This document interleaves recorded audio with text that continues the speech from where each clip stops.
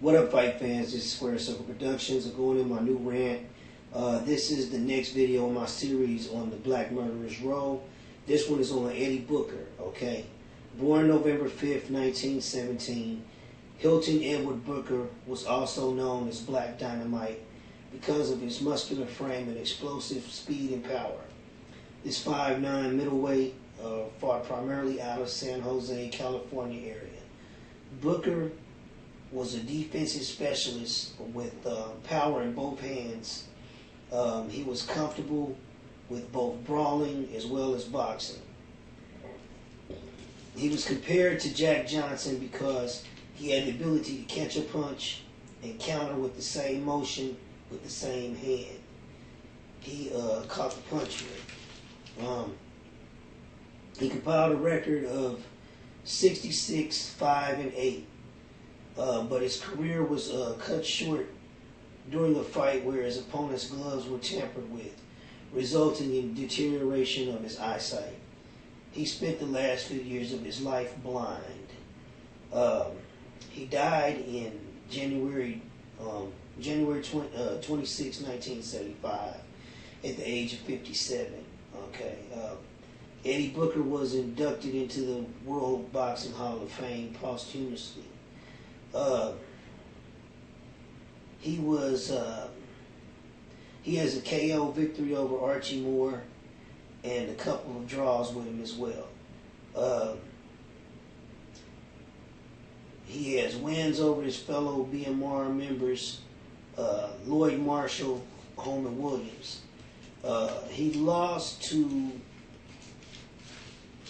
Jack Chase, and he also lost to Holman Williams and Coco Kidd. He would never face Charlie Burley. And it's kind of a sad note for the simple fact that, I understand injuries and things of that nature are a result of boxing. It's the nature of the sport, because it is a violent sport.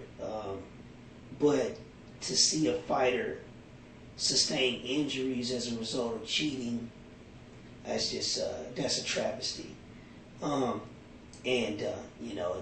So as it goes with the Murderers Row. I mean, those are the forgotten, the usually unmentionables, the expendables, what they call it, disenfranchised, any of those type of terms you could throw at these guys, and unheralded. And it's sad to see that not only did they get screwed out of opportunities to fight for the world championship, and they had to fight each other.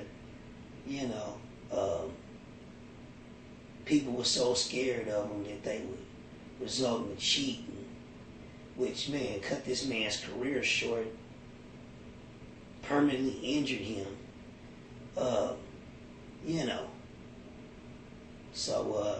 It's just not really cool.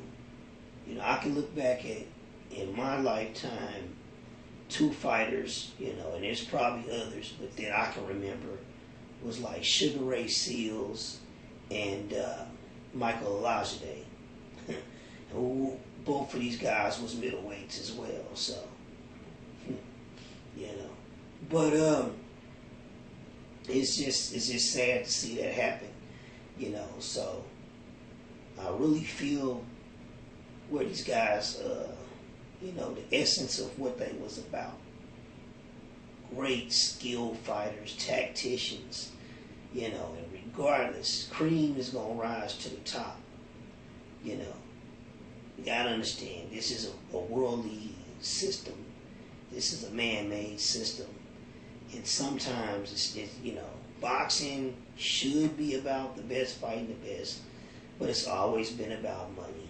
It's always been about protecting the fighter, or, overlooking guys that aren't so glamorous to fight those who have similar backgrounds, because it draws more interest with the common man, But for every fighter that is a great fighter, you had 10 fall to the wayside who had probably the same skill level, maybe even greater upside and potential, but for whatever reasons they weren't marketed or weren't considered marketable or viable or whatever the case may be. And in that time period, you only had one championship you could fight for. Unlike today where you have multiple championships. So it's almost impossible for a fighter not to get his recognition. What we're arguing about a lot of times is this person, you know, being a top dog or really getting the multi-million-dollar fights and being on the cover of magazines and all of that. And that stuff is cool. I'm not knocking it. That stuff is cool. But at the end of the day, if you're good, you're good. And I think if you're a good fighter, you should be able to hold some kind of a championship. You know, I will get into that later during this series. But it's just sad to see those type of things happen. But man, you know, that's why I'm doing these videos, to give these guys their just due. So something to think about. Rest in peace, Mr. Booker. One love. Peace out.